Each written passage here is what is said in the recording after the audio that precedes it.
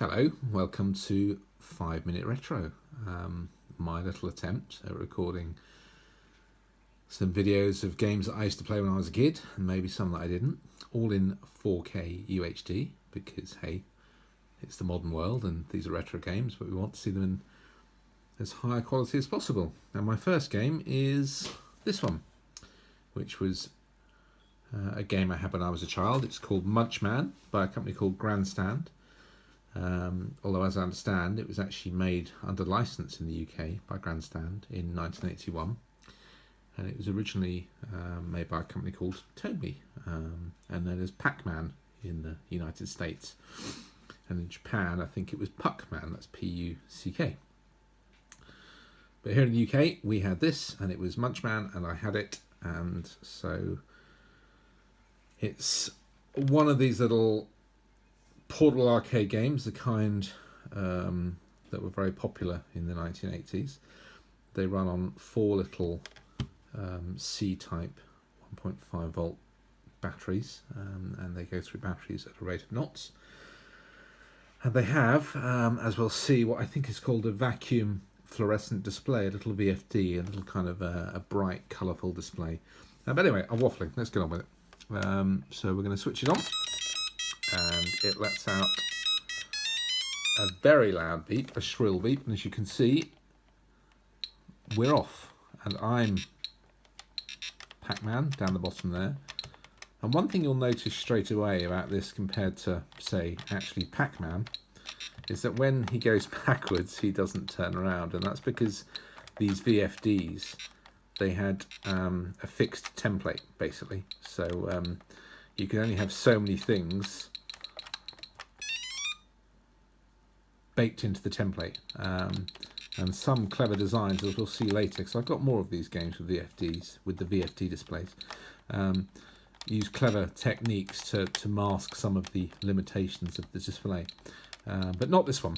So when you go backwards, and just to demonstrate again, Munchman on the Grandstand version, he goes backwards as well, and as you probably saw there, sometimes you eat two dots at once because the resolution, not that that's really the right term, but the resolution is too low for anything else. Now where's the missing dot? Oh, there's one up there. Is that a power pill? It is. Now you've still got the tunnels here, just like Pac-Man in the arcade. I got killed. Yeah, so you've still got the tunnels. In fact, you've got two tunnels, which with Pac-Man in the arcade you only actually had one tunnel, of course, but here you've got two. I don't really know why that is, just perhaps to balance the look of the maze on the screen. And occasionally on this, and I don't know if it'll happen while we're playing, you can see I'm not very good at it, you will get a cherry appear in the middle of the screen for bonus points, just like you did on Pac-Man in the arcade. That's Namco's Pac-Man. Of course, Pac-Man in the arcade had lots of different fruits, different points. That doesn't really happen here. This maze is always the same. Oh, is that the cherry there? There it is. I think I just got some extra points, like 100 bonus points, was that? Yeah, there you go, perfect. And you do get power pills, and you can hear the sound speeds up when that happens. And at that point is your chance to eat the ghosts. And I think I've just completed the maze. Hooray. So it's flashing, and oh, shows my number of lives, 2 lives, and off we go again. And so it goes on and on and on. And it never really stops. I mean, you do have on these a amateur, that's AMA, and pro, professional switch, which just makes it harder. I think the pro mode is just faster. At the back of the machine, just while we're here looking at it, you've got a power adapter or a power port, so that you can plug in the mains if you want, and you probably need to if you're a kid, because these things used to eat batteries, but they don't have any headphone ports, or at least this one doesn't. So when you switch this on, you get this awful sound, and it would usually be followed a couple of seconds later by your parents thudding up the stairs to bang on your door and say, turn off that stupid noise. Of course, the irony lost on them that they actually bought these things to keep, well, in my case, to keep me quiet.